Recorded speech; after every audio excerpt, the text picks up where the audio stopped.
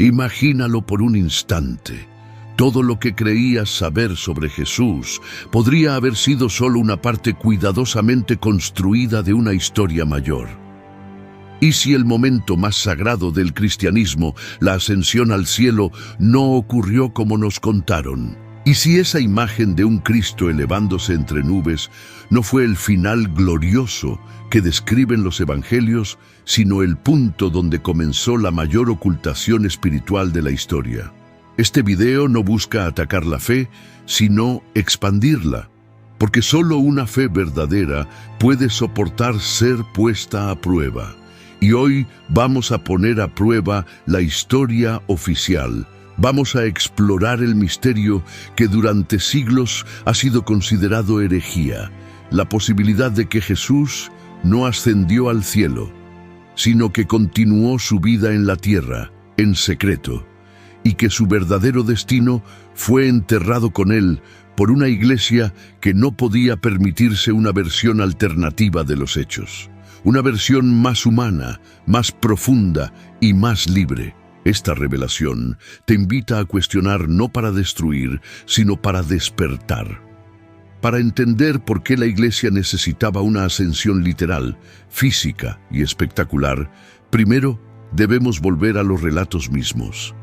En los evangelios canónicos, Jesús resucitado aparece durante 40 días. Habla, come, camina, enseña. Finalmente, en el libro de los Hechos se nos dice que fue elevado al cielo mientras sus discípulos lo miraban hasta que una nube lo ocultó. Una escena tan grandiosa que ha sido pintada, esculpida, predicada y repetida millones de veces. Pero, ¿alguna vez te has preguntado por qué solo Lucas, en 2 libros, describe esa escena tan crucial? ¿Y por qué Marcos, el primer evangelio escrito, no menciona ninguna ascensión? ¿Por qué Mateo termina sin elevarlo y Juan ni siquiera la menciona? Esta disparidad no es menor. Cuando una historia cambia entre testigos, algo no encaja. Y lo que no encaja muchas veces es lo que más revela. ¿Podría ser que la ascensión fue añadida más tarde como forma de cerrar el relato de forma conveniente? Un final celestial para evitar preguntas incómodas sobre lo que realmente sucedió con Jesús tras su resurrección. Imagina por un momento que Jesús no ascendió, que no desapareció en una nube. Imagina que siguió caminando, enseñando, viviendo. ¿Dónde fue? ¿Qué hizo? Existen relatos extraños, registros no reconocidos por la tradición oficial, que sugieren que Jesús pudo haber viajado hacia Oriente, a la India, al Tíbet, a lugares donde se dice que se reunió con sabios, compartió enseñanzas y vivió muchos años. Uno de los testimonios más provocadores proviene de Nikolás Notovich, un periodista ruso del siglo XIX que afirmó haber encontrado manuscritos en un monasterio tibetano. Esos textos hablaban de un sabio llamado Isa, que coincidía con la figura de Jesús y que habría llegado allí desde tierras lejanas. Estudió con brahmanes y budistas, predicó el amor y fue perseguido por desafiar las estructuras religiosas. ¿Te suena familiar esa historia? Muchos se apresuraron a desacreditar a Notovich, pero otros investigadores confirmaron relatos similares en otras regiones de Asia. ¿Coincidencia? ¿O piezas de un rompecabezas que nunca quisieron que armáramos? Más allá de la veracidad histórica, hay una pregunta más profunda. ¿Por qué esta posibilidad resulta tan amenazante para la tradición? Porque transforma por completo el simbolismo del cristianismo. Si Jesús no ascendió, si vivió y murió como un ser humano completo, entonces su divinidad no está en una partida milagrosa, sino en su capacidad de permanecer, de acompañar, de caminar con nosotros. No como un Dios distante, sino como un maestro viviente. Esta idea es mucho más cercana, pero también más peligrosa, porque no puede ser controlada por instituciones. ¿Y tú? ¿Qué sentirías si descubrieras que Jesús no se fue al cielo, sino que eligió quedarse en la tierra? ¿Cambiaría tu forma de vivir tu fe? Déjame tu comentario. quiero conocer tu visión, pero la historia no termina ahí. Porque si Jesús vivió, enseñó y viajó tras la cruz, entonces es posible que no lo hiciera solo. Aquí es donde una figura olvidada por siglos vuelve con fuerza. María Magdalena, la mujer que fue testigo de su resurrección, la primera en verlo, la portadora del mensaje. ¿Por qué la historia oficial la redujo a una pecadora redimida, borrando su papel como líder espiritual? En textos como el Evangelio de María y el de Felipe, encontramos indicios claros de que su relación con Jesús fue más profunda que una simple amistad.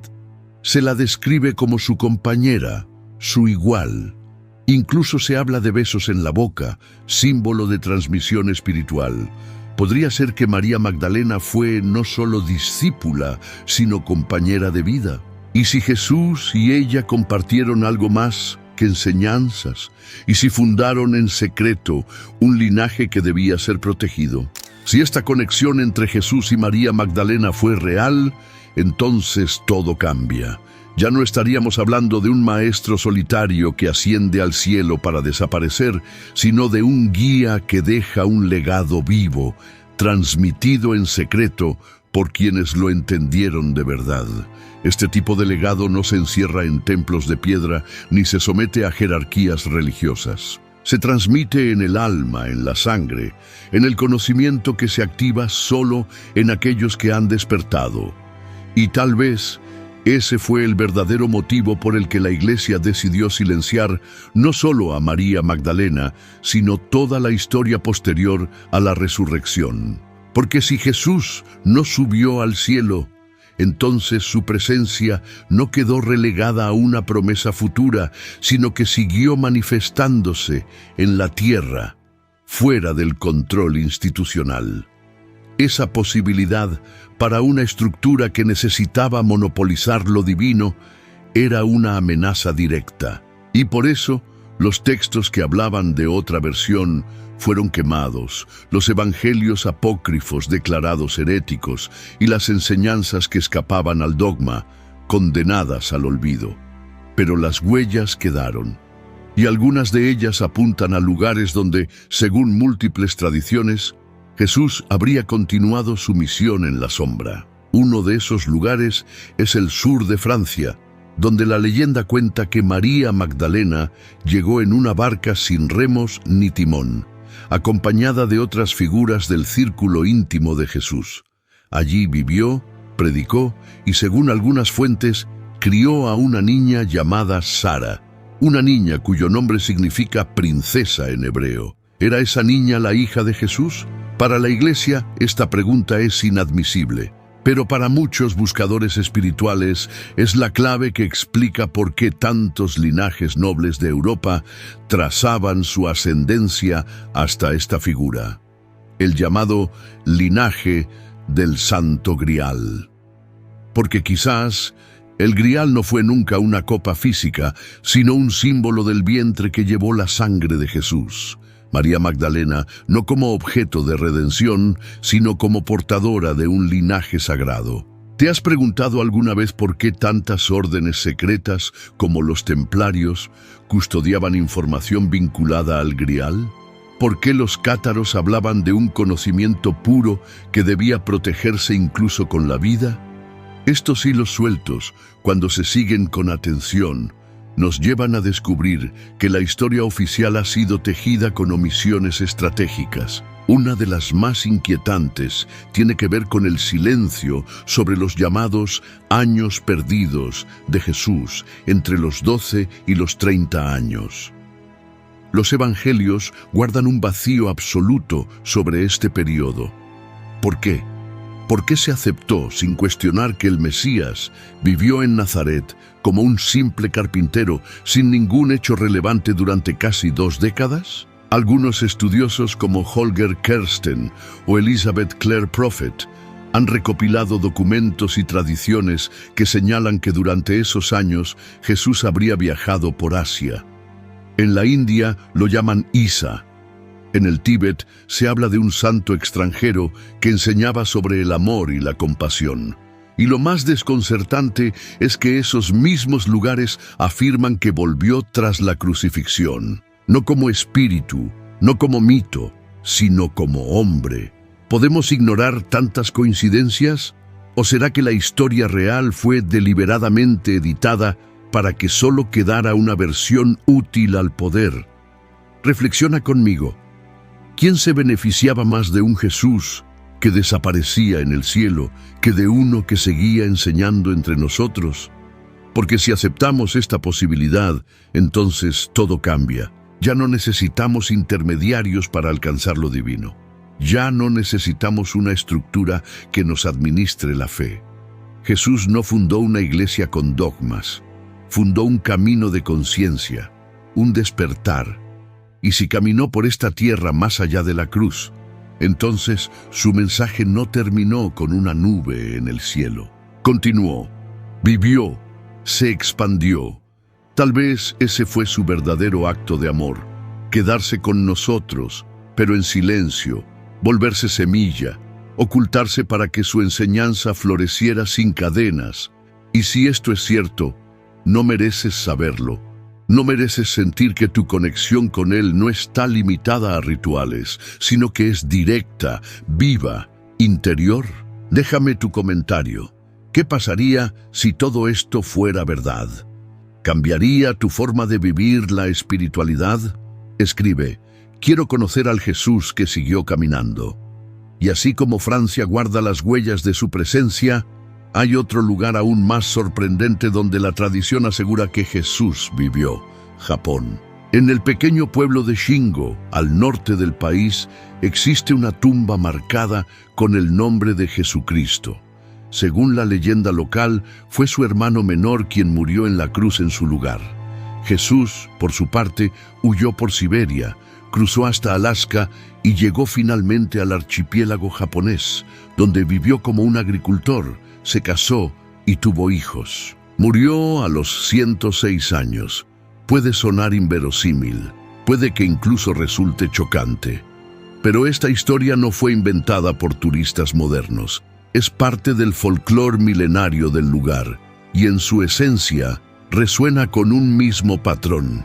El Jesús que no desapareció, el maestro que eligió seguir caminando entre los hombres. ¿Por qué culturas tan dispares coinciden en este relato? ¿Por qué tantas leyendas que nunca se cruzaron geográficamente apuntan a una misma posibilidad? Quizás no sea solo un mito, tal vez sea una verdad enterrada, esperando a ser recordada. A esta altura del camino, la pregunta ya no es si hubo versiones alternativas de la historia, sino cuántas fueron censuradas. Porque además de los relatos en Francia, en la India o en Japón, existen textos antiguos, auténticos tesoros espirituales que nunca formaron parte de la Biblia, no porque no fueran relevantes, sino porque resultaban demasiado peligrosos para el relato oficial. Hablamos de los evangelios apócrifos, especialmente aquellos descubiertos en 1945 en Nag Hammadi, Egipto. Esos textos, enterrados durante siglos, fueron escondidos por monjes cristianos primitivos que sabían que de ser encontrados serían quemados. En sus páginas encontramos enseñanzas radicalmente distintas, más profundas, más místicas. El Evangelio de Tomás, por ejemplo, no habla de milagros ni de dogmas, sino de conocimiento interior, de autoconciencia. Allí Jesús dice, el reino está dentro de vosotros y fuera de vosotros. Cuando os conozcáis a vosotros mismos, entonces seréis conocidos y sabréis que sois hijos del Padre viviente. ¿Te das cuenta de lo que eso significa? Un mensaje que no depende de iglesias ni de intermediarios, sino de la conexión directa con lo divino que habita en ti. Pero hay más. El Evangelio de Felipe, otro de los textos hallados en Nag Hammadi, ofrece detalles aún más inquietantes para el relato eclesiástico. Habla de Jesús como un maestro de misterios y de María Magdalena como su compañera íntima, a quien amaba más que a todos los demás discípulos. Menciona un beso en la boca, símbolo de transmisión espiritual. Y sobre todo, presenta a Magdalena no como una simple seguidora, sino como aquella que comprendía lo que los otros no podían. Esta es la misma mujer que la Iglesia transformó siglos después en una prostituta arrepentida. ¿Por qué? Porque era más fácil adoctrinar al pueblo con una historia de culpa y redención que aceptar a una mujer como depositaria del conocimiento sagrado. Esta distorsión fue tan efectiva que aún hoy muchas personas repiten esa versión sin saber que fue una decisión doctrinal tomada por un papa en el siglo VI. El mensaje subyacente era claro: lo femenino debía ser subordinado y lo espiritual debía pasar por la autoridad masculina. Y si la verdadera herejía no fue lo que estos textos decían, sino que desafiaban el monopolio del poder religioso, si todo esto te parece increíble, no estás solo, pero tampoco estás loco. Estás sintiendo lo mismo que miles de personas sintieron al conocer estas revelaciones. Un profundo eco interno, como si algo dentro de ti supiera que estas piezas encajan. Porque no se trata solo de historia, se trata de verdad espiritual. Y esa verdad tiene el poder de liberarte, pero también de sacudir todo lo que creías saber. Por eso te invito a que comentes ahora: quiero conocer la verdad, aunque duela. Es un acto de valentía reconocer que fuimos alimentados con una versión incompleta y que la plenitud solo llega cuando nos atrevemos a ver más allá. Cuando comprendemos que la figura de Jesús fue moldeada durante siglos para servir a una institución y que su verdadero mensaje sigue siendo revolucionario. Porque no apunta hacia afuera, sino hacia adentro. No impone, sino que despierta. Y sobre todo, no condena, invita. ¿Estás dispuesto a mirar sin miedo? ¿A dejar que las palabras que nunca leíste activen en ti lo que nunca te enseñaron? Imagina por un instante lo que habría ocurrido si estos textos hubieran formado parte del canon bíblico. ¿Qué tipo de espiritualidad habríamos desarrollado como humanidad? Una en la que no hay que temer al castigo eterno, sino que se busca la autorrealización divina. Una en la que el pecado no es una mancha, sino una ilusión que se disuelve al recordar quién eres. Una en la que el reino de Dios no es un premio futuro, sino un estado presente.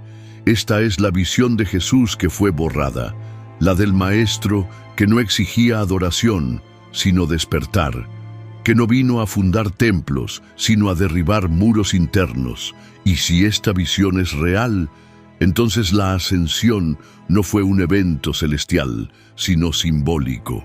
Una metáfora para indicar que Jesús alcanzó un estado de conciencia superior, pero sin abandonar este mundo. Un Cristo que trascendió sin desaparecer, que iluminó sin escapar. ¿No es más poderoso ese mensaje que el de alguien que sube al cielo y deja a sus seguidores esperando? ¿No tiene más impacto un maestro que permanece, que inspira desde dentro, que sigue vivo en cada búsqueda honesta? Y aquí es donde surge la clave final de este capítulo: la ascensión como herramienta de control. Porque si Jesús se va al cielo, deja un vacío. Y ese vacío necesita ser llenado. ¿Quién lo ocupa? La Iglesia. Es en ese momento cuando los apóstoles y luego los obispos comienzan a presentarse como los únicos portadores de su legado. Y así, la experiencia directa con lo divino es reemplazada por un sistema, una jerarquía, una doctrina. El Espíritu Santo ya no desciende sobre todos como en Pentecostés, sino que debe pasar por los filtros de la autoridad. Y la figura de Jesús deja de ser accesible para volverse propiedad exclusiva de una institución. Esa fue la verdadera función de la ascensión: cortar el hilo directo, terminar la experiencia viva. Pero si Jesús no ascendió, entonces el hilo no se cortó. Entonces aún podemos sentirlo, escucharlo, caminar con Él, no desde la distancia, sino desde la presencia, no como una promesa futura, sino como una realidad eterna. Y si todo este tiempo has estado buscando en el cielo lo que siempre estuvo dentro de ti, si el hilo directo con lo divino no fue cortado por la ascensión, entonces alguien debía cerrarlo por la fuerza. Y eso fue exactamente lo que ocurrió con la consolidación de la iglesia institucional. Porque cuando la figura de Jesús comenzó a ser demasiado poderosa como símbolo de transformación, como arquetipo de conexión interior, el poder decidió apropiarse de ella. La pregunta que debemos hacernos es sencilla, pero profunda. ¿Quién tenía más que ganar con un Jesús único, divino, alejado y controlado desde una sola estructura? La respuesta está en la historia del cristianismo primitivo, especialmente en los primeros siglos después de su muerte. Durante ese tiempo, existía una pluralidad de comunidades cristianas, cada una con sus propios textos, rituales y enseñanzas. Algunas creían en un Cristo místico, otras en un profeta sabio, otras en un avatar cósmico. Esa diversidad era el reflejo de una búsqueda viva y libre, pero para el poder imperial eso era un caos inaceptable. Lo que necesitaban era una doctrina única, uniforme, útil para controlar. Y así comenzó el proceso de unificación forzada. El momento decisivo llegó con el emperador Constantino en el siglo IV. Un líder político que, lejos de ser un fervoroso converso, vio en el cristianismo una herramienta para estabilizar su imperio. Pero no podía hacerlo mientras existieran decenas de versiones de Jesús circulando por el mundo. Necesitaba un solo Cristo, una sola fe, un solo libro. Por eso convocó el famoso Concilio de Nicea, donde no se debatió lo espiritual, sino lo político. Allí, un grupo de obispos, bajo presión imperial, decidió qué textos eran inspirados y cuáles no. La imagen de Jesús fue fijada en un marco doctrinal. Hijo único de Dios, nacido de una virgen, crucificado, resucitado y ascendido al cielo. Todo lo que no encajara con esa narrativa fue etiquetado como herejía. Así nació la ortodoxia, no por iluminación divina, sino por necesidad de control. Y esa ortodoxia, para consolidarse, tuvo que borrar cualquier pista que llevara a una visión distinta, más humana, más cercana, más peligrosa para el poder. Piensa en esto. ¿Qué habría pasado si se hubieran aceptado los evangelios que presentaban a un Jesús maestro interior, que hablaba de autoconocimiento, que abrazaba lo femenino, que predicaba la libertad espiritual sobre el cumplimiento de leyes? ¿Qué habría pasado si el mensaje de Jesús no se hubiera congelado en dogmas, sino que siguiera siendo una experiencia viva, libre y en movimiento?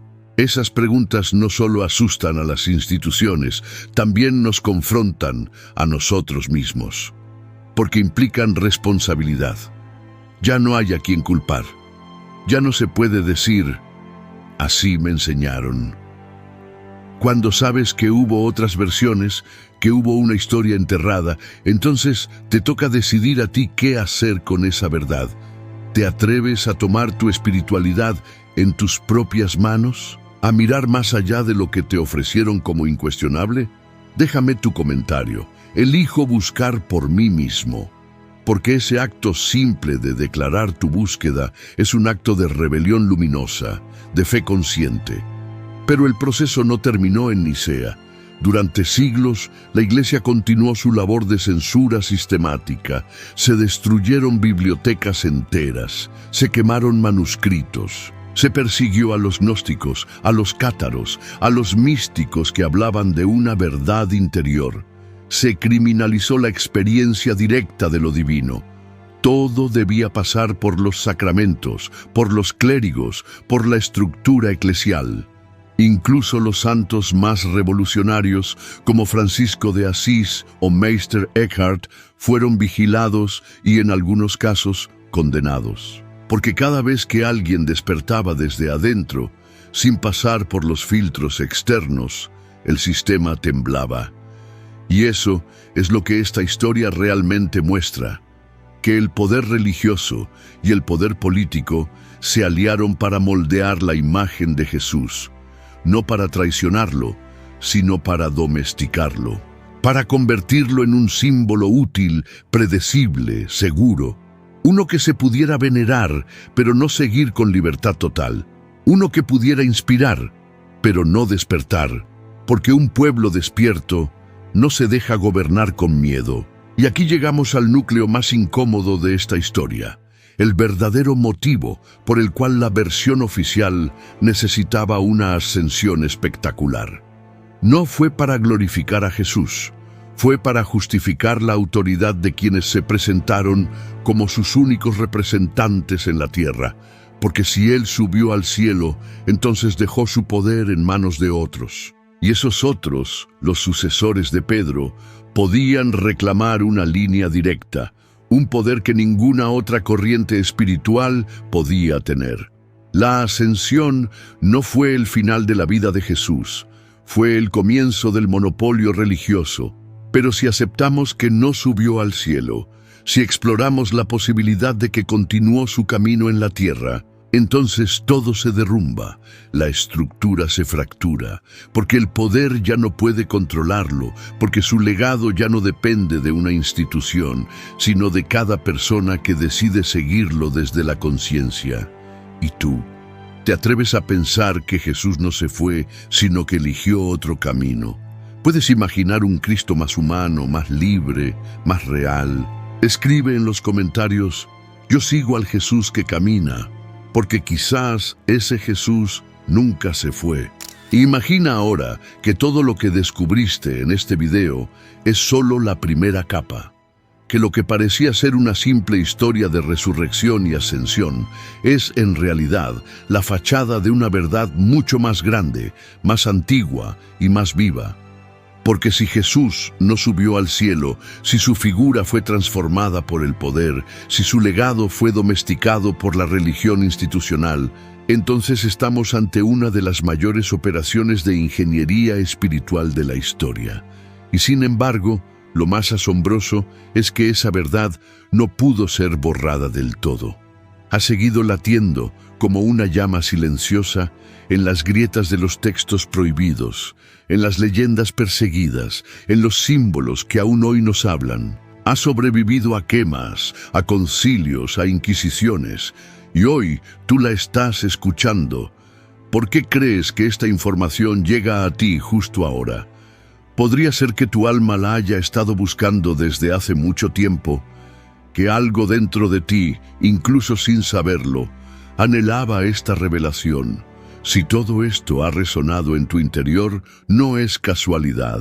Es señal de que estás despertando, que estás recordando, porque despertar no es acumular datos, es quitar velos, es mirar la historia no como una colección de fechas, sino como un campo de batalla espiritual. Y en ese campo, Jesús no fue un personaje de museo, fue un activador de conciencia. Su presencia no se limita a lo que dijeron de él. Su verdad está escondida entre lo que callaron. Y eso lo cambia todo. Porque entonces, seguirlo ya no significa repetir frases, asistir a templos o aceptar dogmas. Significa encarnar su vibración, convertirse en su reflejo, hacer lo que él hizo. Sanar, liberar, despertar. Jesús no se fue, fue escondido. Y ahora está volviendo, no en cuerpos ni en apariciones, sino en memoria vibracional, en revelación íntima, en almas que recuerdan. ¿Sientes eso? ¿Sientes que lo conoces de otra manera, más allá de lo que te contaron? Si es así, comenta: Jesús vive en mí de otra forma. Porque esa es la verdadera resurrección, la del Cristo interior. Y si esa presencia nunca se fue, entonces nunca estuviste solo, nunca fuiste abandonado. La historia de un Mesías que se va, que desaparece, que deja a sus seguidores huérfanos, fue solo eso, una historia. La verdad es que Él permanece en ti, en todos los que se atreven a mirar más allá del velo. Su verdadera enseñanza no necesita intermediarios, solo silencio. coraje y un corazón dispuesto. Por eso, hoy más que nunca necesitamos recordar que el reino de Dios no es un premio después de la muerte, sino un estado de conciencia aquí y ahora, que el Cristo no es un nombre, sino una frecuencia, y que seguirlo no es adorarlo, sino imitarlo, repetir sus gestos, honrar su esencia. Jesús no subió al cielo, fue a donde las palabras no alcanzan, al corazón de cada buscador sincero. Y ahora que tú has llegado hasta aquí, ya no puedes no saberlo. Ya no puedes volver atrás, porque la semilla ha sido plantada. ¿Qué harás con ella? ¿Te atreverás a regarla? ¿A dejar que crezca? ¿A permitir que transforme cada rincón de tu vida?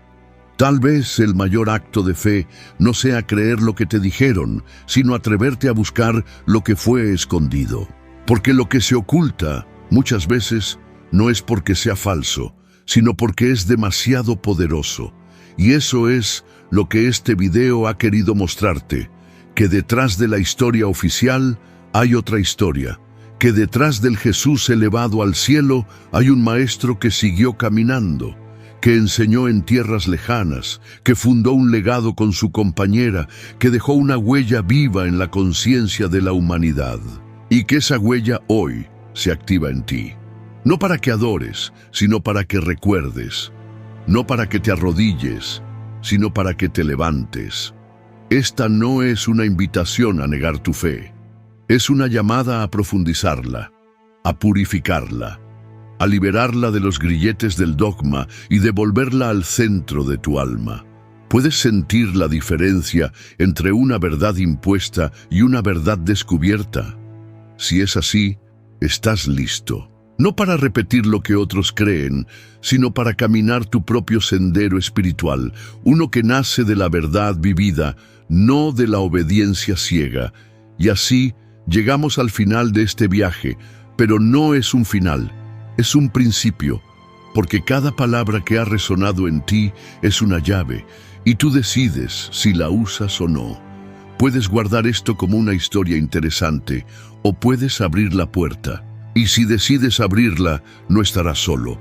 Somos muchos los que estamos despertando, los que sentimos que el relato oficial ya no basta, los que necesitamos volver a las raíces vivas del mensaje de Jesús, no como una figura distante, sino como una guía interna, no como un dogma, sino como un despertar. Si este video encendió algo en ti, dale like, compártelo y sobre todo, suscríbete. No por nosotros, sino por ti, por tu proceso, por tu libertad espiritual. Activa la campanita, porque lo que viene es aún más revelador. Jesús no subió al cielo, subió dentro de ti, y ahora es tu turno de recordar, de despertar, de liberar. Esta es tu historia también, la historia de un alma que decidió ver más allá, y una vez que lo haces, ya no hay vuelta atrás.